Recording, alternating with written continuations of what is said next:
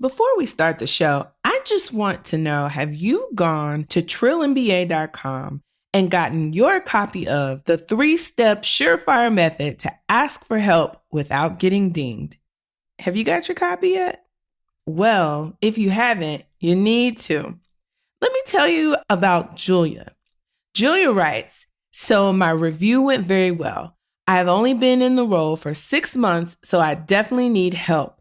I used the information on inquiring about leadership style and expectations. I gained so much insight on my boss and how to slay my role. Until that podcast, I would have never thought to ask for help. I would have just thugged it out, but she was impressed and I felt motivated and empowered. Listen, you guys, there is no need for you to thug out your role. All you have to do is go to trillinba.com and sign up to get the 3-step surefire method to ask for help without getting dinged. So go forth and prosper, and let's start the show. Welcome to the Trill MBA Show. I'm your host, Felicia Ann Rose Anuha, aka the Trillest MBA you will ever know. And I'm here to help you survive and thrive in corporate America by giving you the truth and being as real as only I can be. So you guys, today is a very special episode. This is the coolest thing the Trill MBA Show has done so far. This is part 2 of a cross episode with the Living Corporate Podcast. So listen, if you did not hear part 1, so if you don't even know what the Living Corporate Podcast is, let me tell you about it. The Living Corporate Podcast is, I would say, my sibling podcast, but you know, the one that your parents like and the one that your parents take to the corporate function, that would be the Living Corporate Podcast. Still talking about how we as people of color are working to make our way through corporate America. However, they're not as ratchet as I am, which is a good thing. We need all perspectives, ratchet and non-ratchet. So Zach and I from the Living Corporate Podcast have done a special crossover episode, and part 1 starts over at Living Corporate. So think of it as the work part version. So go over there and go listen. You can find them everywhere you listen to podcasts. Again, Living Corporate. Go find it. Go listen to part 1. The title of the episode is Respectability Politics. And that is what we're going to do today, is talk about part 2 of Respectability Politics. Hey, Zach, come on, join me. Where are you at? What's going on? What's going on, party people? So, what's up, man? If this was my episode, I'd be like, JJ, drop some air horns right here. And he'd go, beep, beep, beep, beep, beep, beep. Yes. But this is not my episode. So, Chris. So, listen, we had a great conversation about the history of respectability politics. And we talked about some of our own personal experiences, some of our friends' experiences about respectability politics and what it means to self-monitor and why respectability politics was a form of survival. And so now what we want to talk about is, now that it's 2019, how we need to not use respectability politics as a form of survival, but recognize it as a form of oppression that we are putting up on ourselves. Because at the root of respectability politics is this need to be accepted by mainstream culture. And if we are going to strive and thrive in all these organizations, we have to decide to be our true selves. And for me, that's being my true Black ass self, as I like to say. And for Zach, what does that mean for you, Zach? Poor Zach, he's it not also ready. means to be myself. That's super funny. No, it means to be myself as well, right? It means to, like, practically speaking, there might be some slang that I use. There might be some humor that I inject where other folks may not inject humor. It means dressing the way that I want to dress, which, it means having my hair a certain way. It means just showing up the way that I'm most comfortable showing up. Amen. That's right. Because I want to be happy with what I present, right? Not worried about what everybody else thinks I should be presenting, but how I present. So that's me. Amen.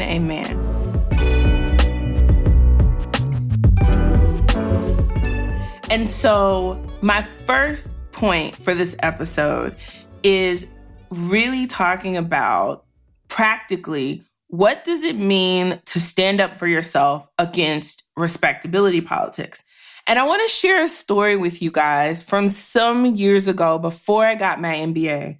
I was working in Dallas at a retail company at the corporate office, and there was a mixture of people. It was a somewhat diverse office, although the office was pretty small. And I had to cut off all of my hair. So as you know, from time to time, us Black women, we go through certain health things that can affect our hair. And for me, it was just like, you know what? I'm just going to cut all this off. So I cut it all off, like, looking like a Wakanda warrior, cut my hair all off. You look like the Dora Milaje? Yes, I did. That's a dope look. I was looking like that, except for I didn't beat my face every day. So, yeah, I was younger, though. I got you. But I remember my hair started growing back and it started growing out. And so, I wanted to be this like 70s soul sister, Afro, let your soul glow kind of thing, juices and berries, right? Mm-hmm. Make it nice and neat. Yes, but I don't know if I was quite getting that nice and neat part because it was all new to me. But I would go to the barbershop and get my hair cut and try to make it nice and neat. But it was still in its state. Like it was dry, and no matter how many juices and berries and product I tried to put in it. And this was like well over 10 years ago. This was like 2006, 2007. And so there weren't the products that we have today, or at least I didn't know, there was no YouTube tutorial for me. I was just winging it. And I lived in a place where creamy crack was king. Weaves were where it was at. And so I remember I finally broke down because I could feel the judgment, even if it was unsaid, about my hair with people around me. So I broke down, even though I liked my hair, I broke down and I went to a stylist and got my hair creamy cracked and in a nice short, cut, but it was straight and, had lots of heat on it and all that stuff. But it was cute. And so when I got to work the next day after getting my hair done, all these Black women came up to me and was like, yes, oh my God, don't ever go back to where your head was. Oh, we're so glad you finally did something to your hair. Like, I felt like shit. I'll never forget that. Like those women in that moment, and even though it wasn't their intention, like I knew they cared about me, I knew they loved me. I'm still friends with some of them to this day, but the reaction was like, ooh, I'm glad you got rid of that nappy hair of yours. Like that's what one girl told me. And it's just like, but this is the hair God gave me, and this is the hair that grew out of my head. So don't shit on this half Creole, half Nigerian hair I got, okay? But that's something that sticks to me. And I wish I had taken up for myself. I wish I had told them about themselves, but I didn't have the language and I didn't have the words, nor did I have the energy, honestly, to educate, even if I had the words, because at that point in time, it was all about this superficial fitting in, how you look.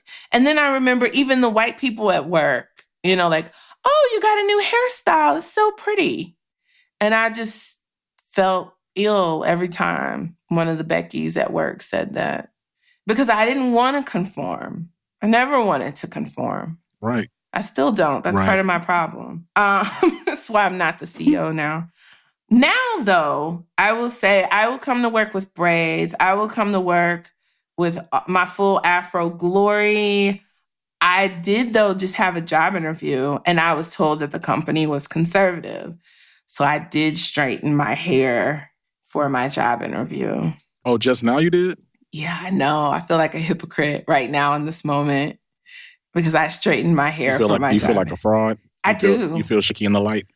A little bit. But here's the deal. Here is the strategy. So strategy is to get the job, right? And so I'm already planning. If I get the job, God willing, I'm going in with braids, like full blonde and black braids. I'm going in with like adornments and beads and shit or something, like day one. Like that's my plan. Because you're stuck with me now, at least for 90 days. Oh, no, I feel that. I mean, it's interesting. So first of all, like definitely can empathize with your story about your hair. So of course, I never like went through a phase of debating if I'm going to get a perm or not, but I did. But there is a certain level of respectability politics when it comes to black men's hair, right? Like, are you gonna let it grow and kind of have like a little fro, or kind of let it nap up, or are you gonna, brush and strive to get the waves, right? Right. And I feel like there's a certain level of respectability with that, but it's not certainly as dire or as deep as the as it is for the black women. So I definitely can empathize. I know for me, with my hair, as I started kind of going through and realizing, like, look, I'm going to be myself at work, like whatever that looks like for me. And so while like I dress, like I definitely dress business casual, and like my mom was a model. My dad was always big into fashion as well. Like in their college years, they were really, really into fashion, like for real. And my dad still is. And so I'm still all for, like, I have like a blazer and like some slacks and a nice pocket square and like different accessories and stuff. Like I enjoy dressing like that. I don't dress like that for the comfort or nothing for nobody else. I just like dressing like that. And so, it's interesting because even though I would dress like that, I also started to like say, okay, what does it look like for me to like not compromise and like be myself, like show up as more of myself to work. And so I started having a mohawk, but like, like a black mohawk, not like a bald, like the Mr. T. Right. More like the Usher fade mohawk. Yeah. I'm talking about. Yeah. And so I had that. And then I had like I had the two parts on the left side. And I would also, on Fridays, I would wear, like, so it was jeans day. On Fridays, this is at the corporate office, so everybody wore jeans. So I wore jeans, but I wore like nice jeans. And then I wore J's with my jeans. And then but I would still wear a blazer. And so like it looked very unique. I'm the only black dude. I'm like 6'1.5", 6'2" at the time, with 280, 285. Like I'm a large, tall black man with a mohawk, with parts, with the J's on. And I remember like other black people would be like, they'd be like, hey, are you is it true that you have a mohawk? Wow. You have a mohawk at work? And I was like, yeah. And I was like, yeah, I do. And I was like, is that a problem? They were like, oh, no. And I would be it. But again, I was the only black person in that office. So it was funny. That lets me know that there were people in the office talking about how I looked and telling other people at work, right? So it's just funny. But yeah, I can relate to that. But it's just interesting. Like some of the things that are so small to others are like huge for us, right? Like, yeah, all we want to do, we just want to like, just like the little things that all we're trying to do is get back some of the identity that we never knew that we had, right? So like that's really what this is all about to me.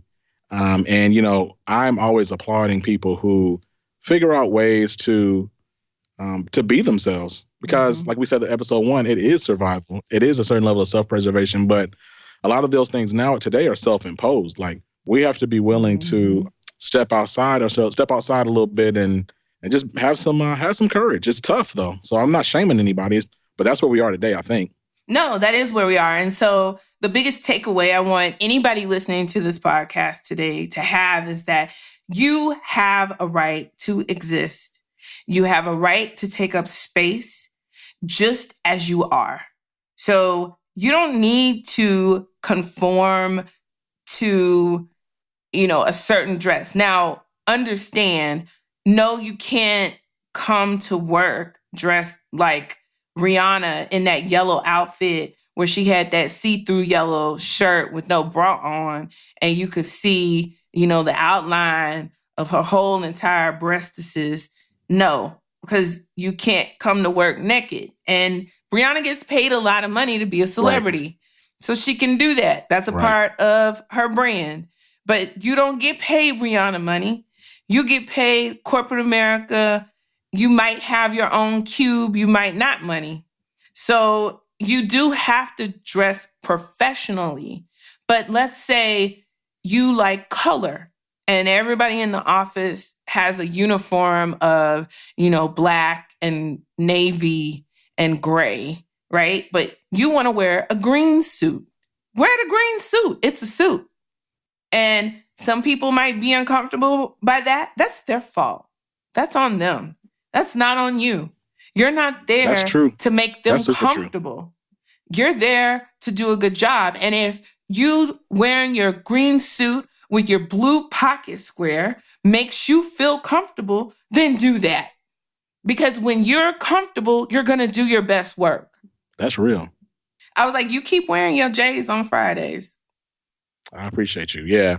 And, so it's a different time now. Like in my fashion sense has also changed. So like, I don't wear J's anymore, but I don't wear J's at work anymore. But I do wear I have some other really stylish dress shoes, like casual shoes I got. I'm not going to say the brand because we don't have a partnership. What's up? Right. But, I enjoy, but I enjoy what I wear.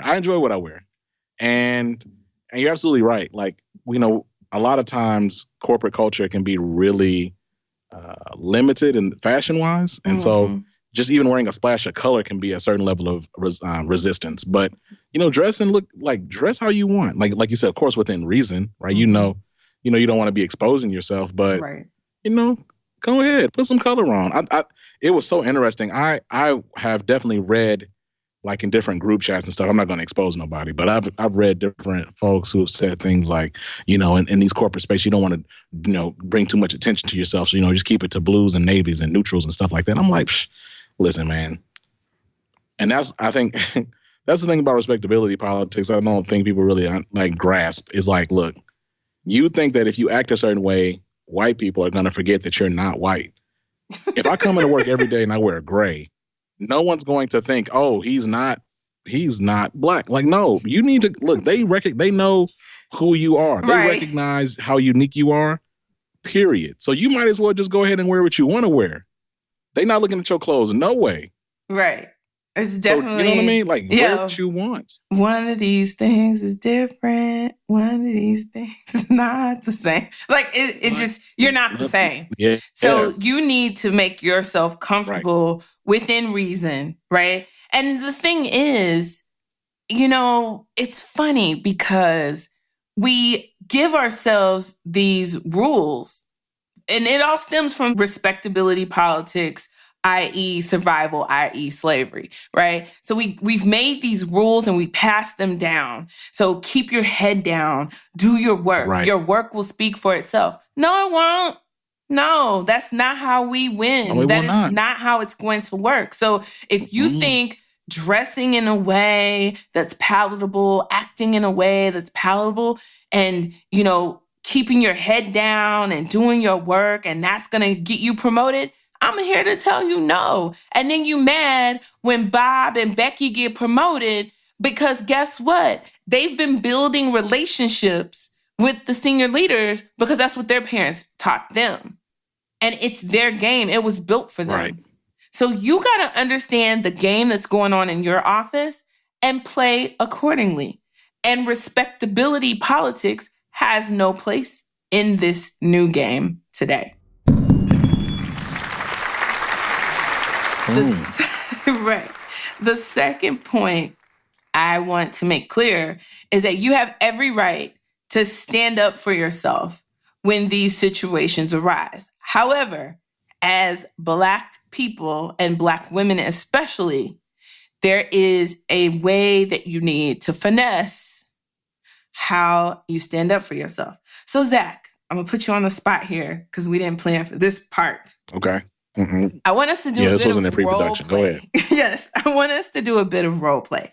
So I want you to pretend that you are Bob.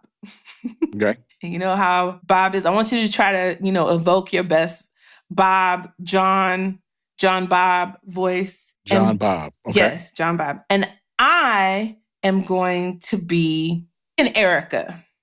Because I feel like there's as many Black Ericas, there's white Ericas. So I'm going to be Black Erica and you be John Bob, Bob John. Good. And so here's the situation. I'm going to come into work with my new hairdo, which is different from anything you've ever seen. It has some color in it. It's part up, part down. To you, it looks really, really different. For all of us out there, This is just some Senegalese twist, half up, half down, with some yellow and some purple highlights in the twist. Okay. So we're in the break room. You're making your coffee first thing in the morning. It's Monday. I come in. Now, mind you, on Friday, my hair was like super short. And now I have hair all the way to my butt. Okay. You want me to react like a Bob. You know how Bob would react. Okay. Go with whatever your spirit tells you. I do have an idea. Yeah. Whatever your spirit tells you. All right. Are we ready to go now? Yeah, I'm going to say and scene, and then we're going to start. And I'm going to walk up to you. Okay. And scene. Oh, hey, Bob. Good morning. I'm just going to grab my cup here and get me some coffee.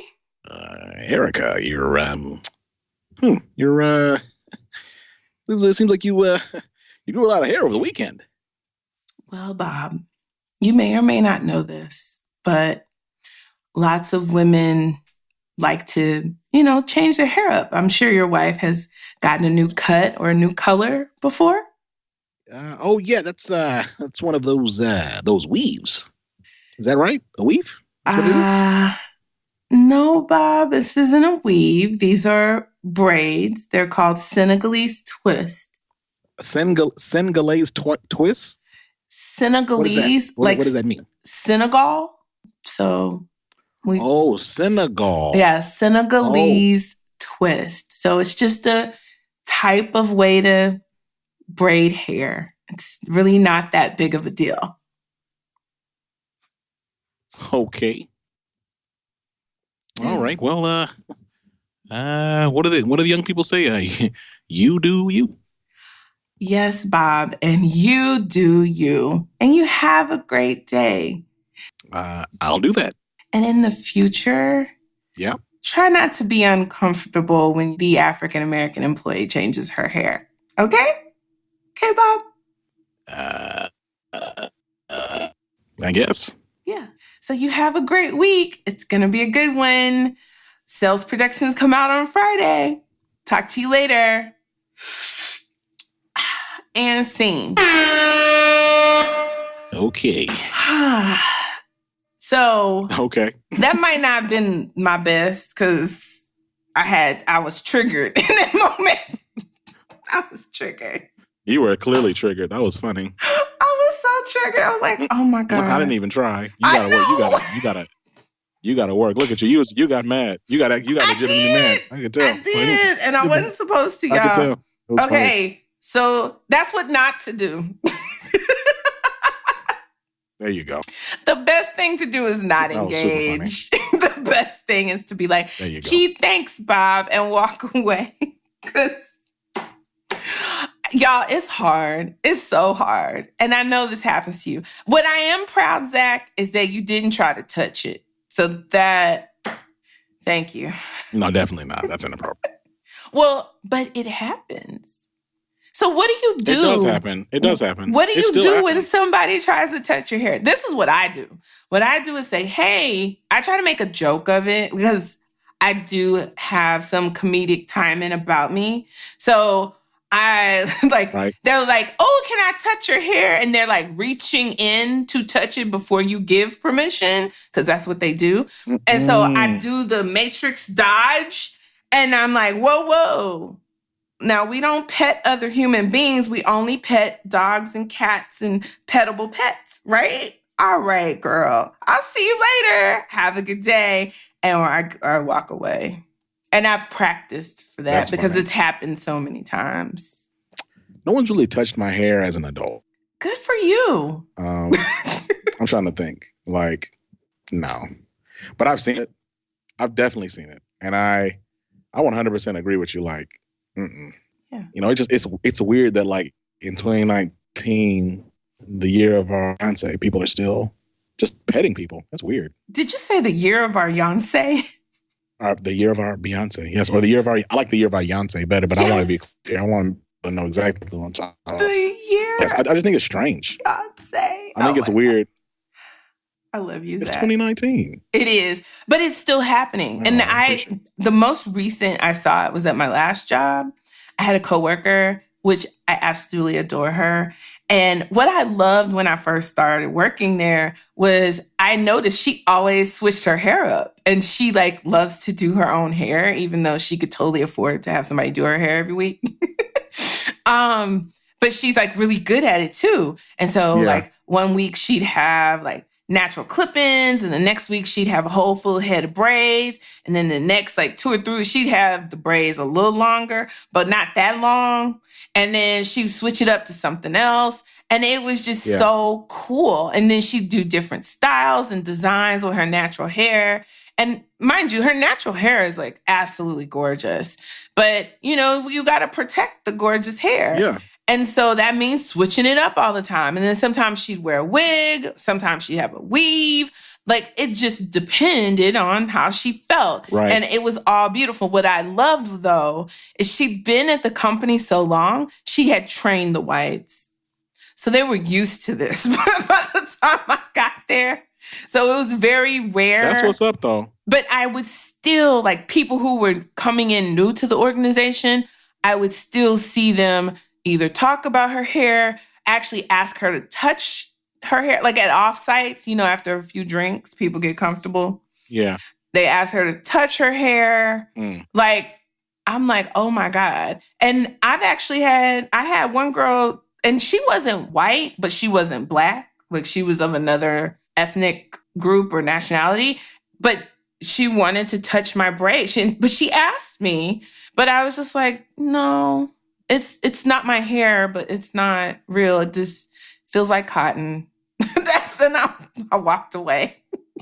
Because I don't. She said your hair doesn't feel real. It feels like cotton. I told her that because that was her curiosity. She wanted to know how it felt because it wasn't real hair. You could tell it wasn't because they were braids, and so you could see where they had burned the bottom to make them stick together because it's synthetic hair. It's not real. And so she wanted to touch it because she wanted to know what it felt like. And I wanted to be like, well, you can go. These packs are $3.99 a pack for this hair. And you can go buy a pack and you could touch that all you want to. But I didn't say that. I was nice.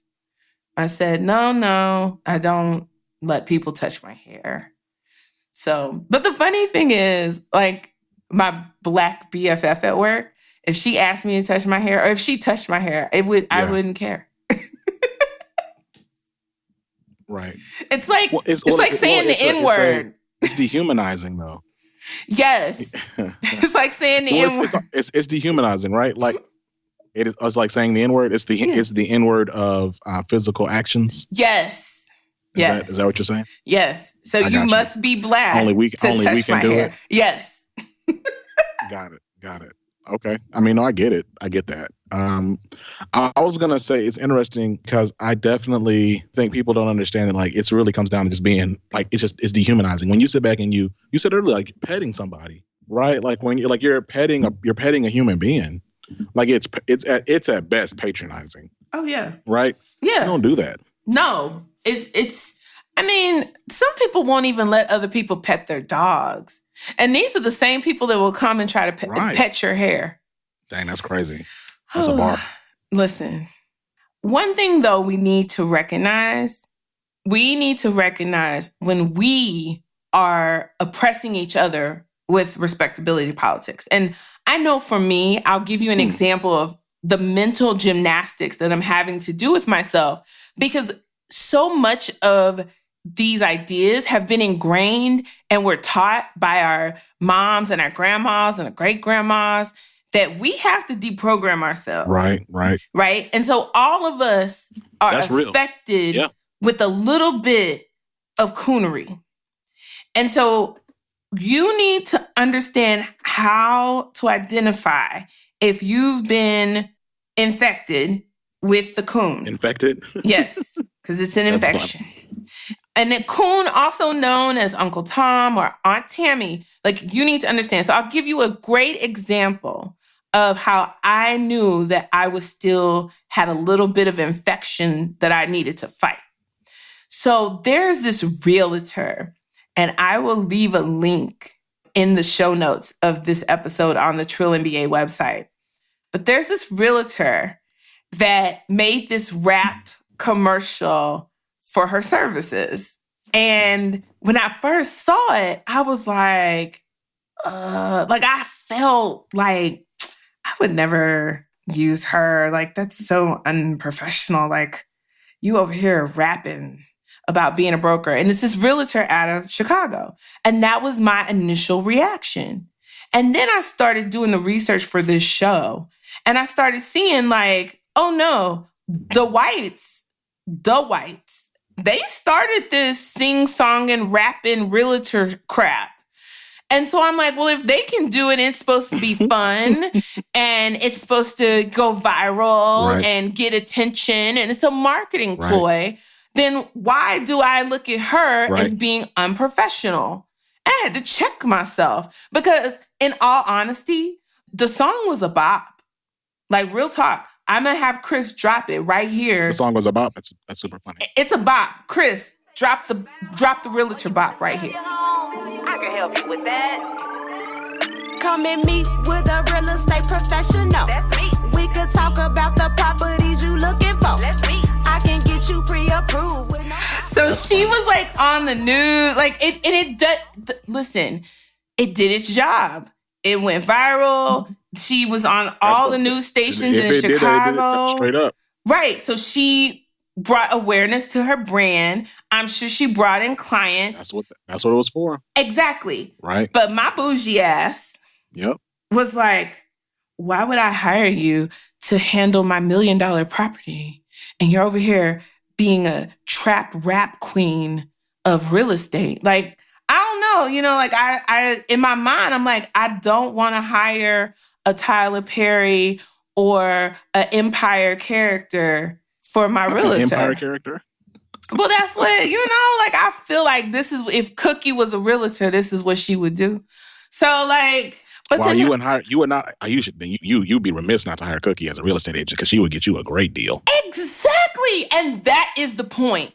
So while I'm over here being bougie or inflicting my coonery on this woman who, by the way, is a real estate broker. Let's be real clear. So she's not just a realtor. Like, she's a business woman. Okay. Yeah, she's making moves. She's making moves. Real moves. Because you don't get up to be a broker and you're not in this thing, doing this thing and doing right by people.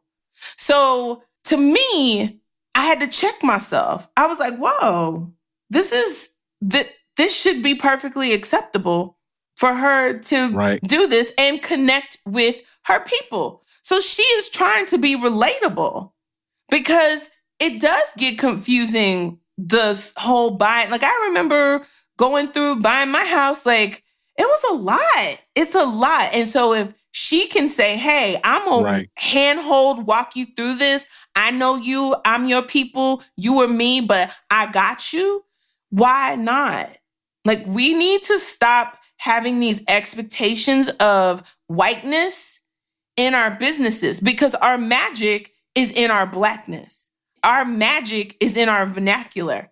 Our magic is in our music and our creativity. That's where our magic is. And don't ever let white people tell you that that's unprofessional. Sorry, I get real passionate about this. But let's go back to the 4 signs of being infected with coonery. Okay. The first sign is if you believe that being professional equals something that mimics whiteness or white culture, and that anything that is outside that, is unprofessional, then you've been infected and you need to get yourself some help. So, for example, if you believe that professional equates to straight hair and that having natural hair in the workplace is unprofessional, you've been infected. Go seek help. Quickly, run. Save yourself. What should they do? You seek out therapy. No, let's break it down now. You seek out therapy. You ask yourself, why do you hate yourself?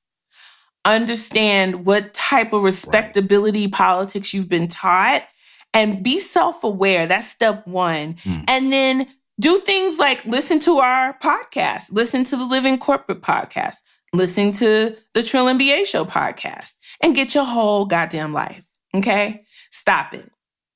Number 2, if you code switch super hard, including the hearty laugh, you need to check yourself. You're infected.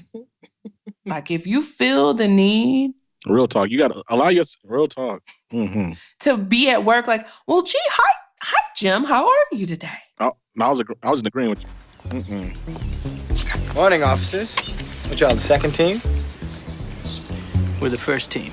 Yeah, we're not going to fall for a banana in the tailpipe. You're not gonna fall for the banana in the tailpipe? It should be more natural, brother. It should flow out like this. Look, man, I ain't falling for no banana in my tailpipe. See, that's more natural for us. You've been hanging out with this dude too long. It's wild. It's wild to see it too. It's scary. It's scary to see it. It is. Well, I remember I was at work. This woman, she was very Naija. Like, she was super Nigerian. Like Yoruba to the max. To the max. She was Yoruba. And but like, you know, when her supervisor would come over, she would put on this voice that was so not her voice. She'd be laughing like, well, I know you don't sound like this when you talk to your tribe in this mug. I know you don't sound like this. Exactly. No way. And if you feel the need to do that, you've been infected and you must seek help immediately. Okay? It's okay for us to speak in our vernacular. I use certain colloquialisms all the time, but then also I don't have a heavy Black vernacular accent either. Like, I have a polysyllabic vocabulary that's deep in huge, big old words because I have education. So I use whatever word comes naturally to me. And if you don't understand a word I say, ask me. I'll tell you. But the same time I'm sounding like a Boondocks episode saying nigga, nigga, nigga, nigga, nigga, I will also drop these polysyllabic words on you and let you know that, yes, I have 2 degrees and could get more if I so choose. So don't get it twisted. Right. Okay? But be yourself. And so if you feel the need to not be yourself and speak in a manner that's not comfortable to you, then you need help. You need help. That's real. Number 3, if you feel the need to break up congregating Black people at work because there's too many of us in one spot, go seek help. I literally had a coworker pass by us because it was after like a big meeting. And so, you know, everybody gets out of the big meetings, you know, team meetings or department meetings all the time. And then you kind of gravitate to your little crew, right? So it was me, my work BFF. We were walking together and then somebody else came up to us. And so we was like, yeah, so what does that mean? And did you hear what such and such said? And, you know, everybody's doing it, right? Everybody's walking down the hall towards their cube, whatever. So it ended up, then one more person came up and we kind of stopped near the break room, you know, having this sidebar about, you know, what's next steps for us. And this dude came by and like tried to break us up. Like, hey, it's too many of y'all congregating together. Now, mind you, right across the hall was a group of 4 white people congregating. He didn't tell them nothing. And so I was just like, you coon ass motherfucker. Like, I just was like, how dare you sit here and judge us in a way that you are not judging anyone else that's in this immediate vicinity, I need you to get your life. Well, the thing about it is often enough, especially like in a lot of corporate cultures, Black folks are typically given true authority over other Black people, or they're at least empowered to think so, right? Like because there's no reason that he should have walked up on y'all. But that's happened to me too. People will pull me aside and give me little, things I need to be doing or not doing. And it's nothing like related or even professionalism, like true professionalism. It's just like, I'm gonna let you know, people kind of looking at you, people kind of thinking, blah, blah, blah, blah. I'm like, listen, man, I don't care about that. Like, who cares?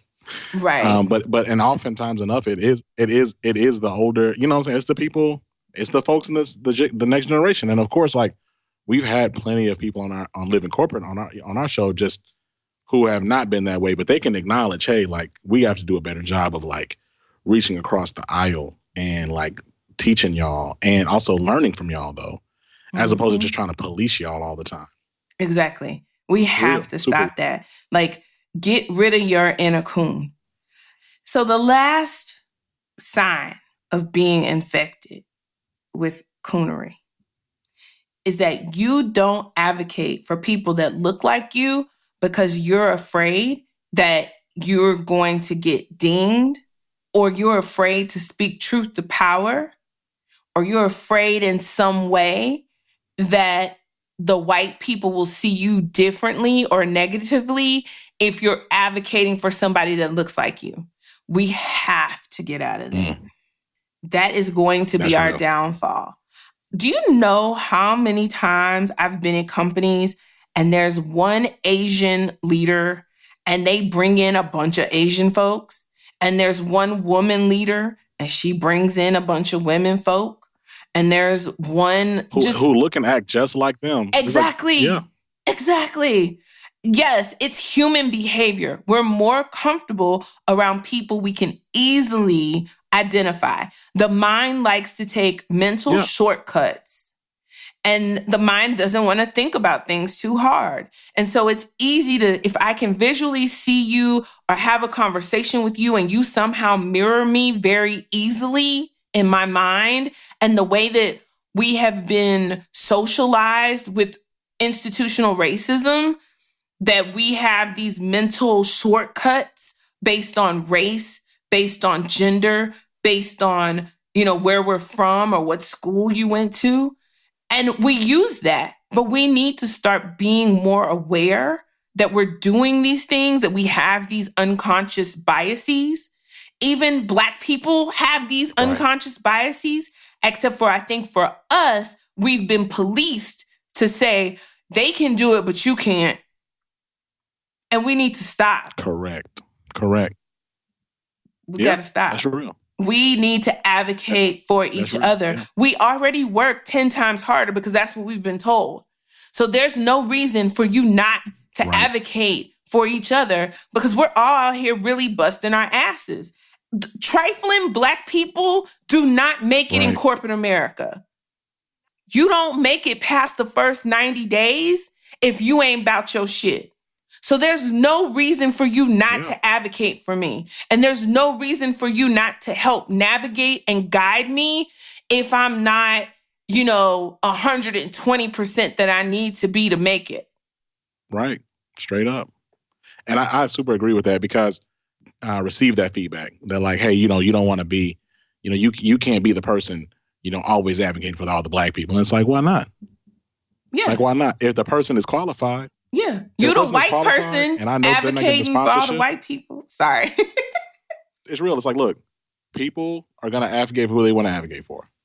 If I happen to advocate for somebody that looks like me and they're qualified, I should have the right to do that.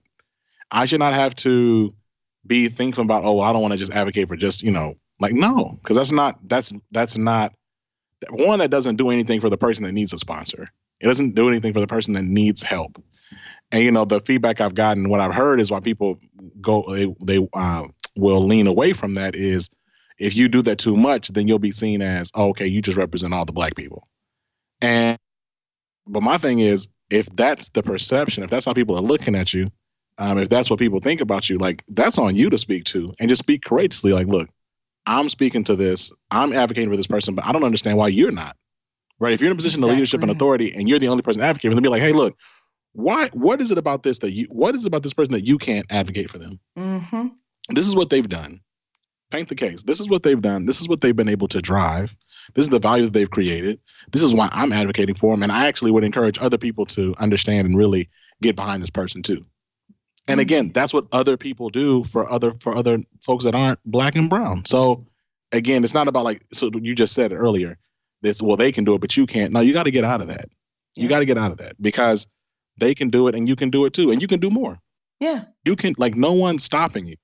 I have a mentor of mine who has been coaching me, and I'm still like growing in this, is like just eliminating binaries, right? So like, well, I can either do this or I can do that, or I really can't do this, I really can't do that. Like, those are just barriers that I've created or that have been imposed upon me. I don't have to enforce them. I can actually deconstruct them. I can like resist them by doing my own thing. I don't have to follow these quote unquote little rules, which is just respectability. Mm-hmm. And it's a white woman actually she was a great coach of mine. I'm not going to say her name. She is wonderful. She's been coaching me on that tough, like, Zach, like, you can do what you want to do. Keep doing your thing. You don't have to change, right? Like who you fundamentally are is fine. You can, and no, you don't have to follow this X, Y, and Z rule. Nobody told you to do that. You know what I'm saying? Amen. I love her. I don't even know her, and I love her. Listen, the thing she's the homie. We gotta have her on the show. Oh, for sure. Yes, please have her on the show. I want to hear it. I can't wait. Here's the deal. At the end of the day, you guys, you need to be yourself. You're wonderful, smart, go-getter, positive. I can do anything. I can do anything through Christ Jesus that strengthens me. I got the ancestors' prayers I'm riding on.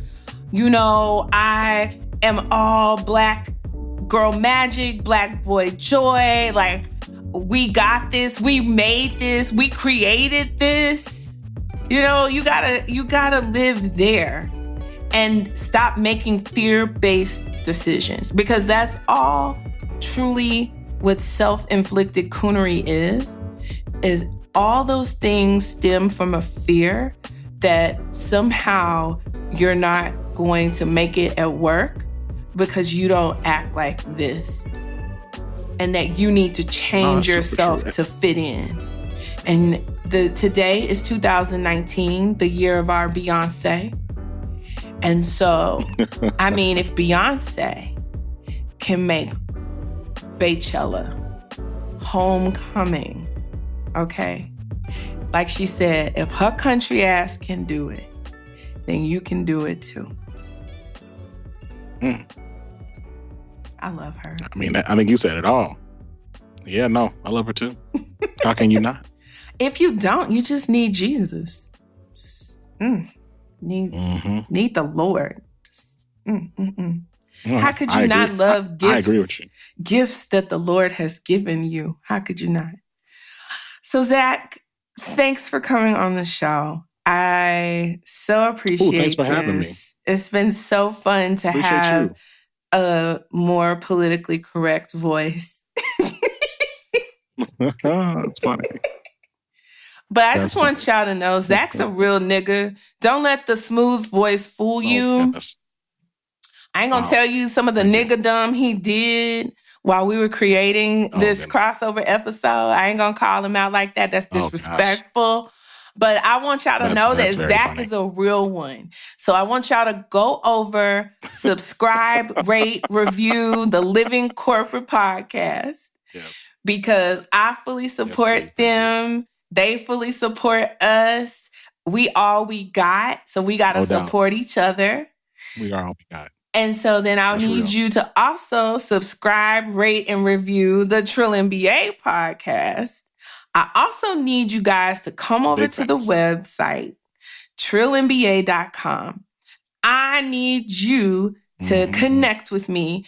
Go out there, get your 3-step guide on how to ask for help without getting dinged. Also, at some point, once you've signed up, there's going to be more freebies coming, and they're coming soon. I'm working on them right now.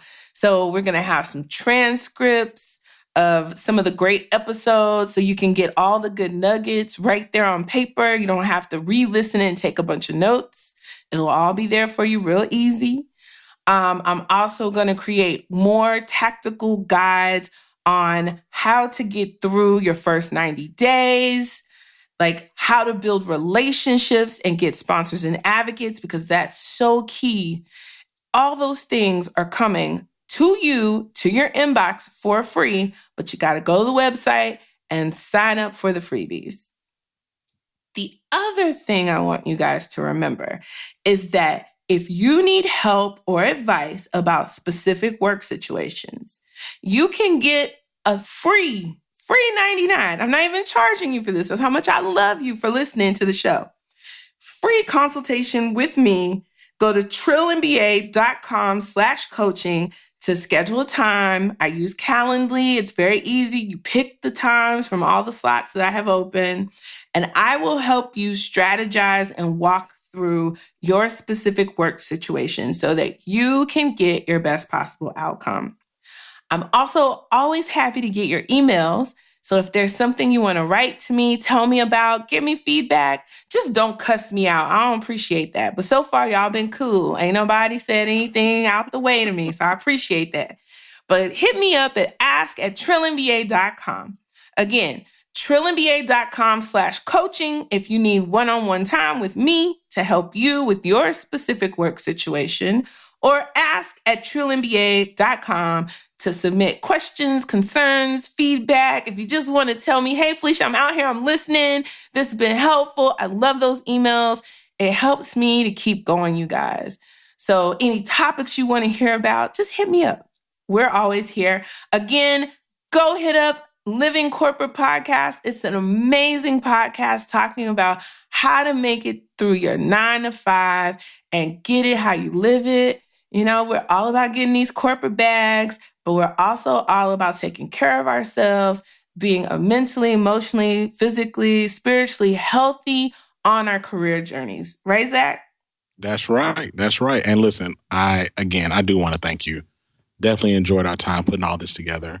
You are right. I am a real one, and you are as well. So, you know what I'm saying? I appreciate the love. I'm excited about us continuing to work together, and excited to hear this show. This is going to be fun. Yeah, this is going to be fun. So definitely hit us up and tell us how you feel about the crossover show. If you like it, we might do something again, and then maybe I could get Zach to come on with his nigga voice, and we'll see. Oh, no. Until next time. I don't have a nigga voice. I just have a voice. You're so silly. Look at you. Go ahead. Until next time, you guys, keep it trill. Have a great week. The Trill MBA Show is a Fair World Corp LLC production. Executive produced by Felicia and Rose Enuha. Music is Kick Push by Ryan Little. Keep it trill every day, y'all.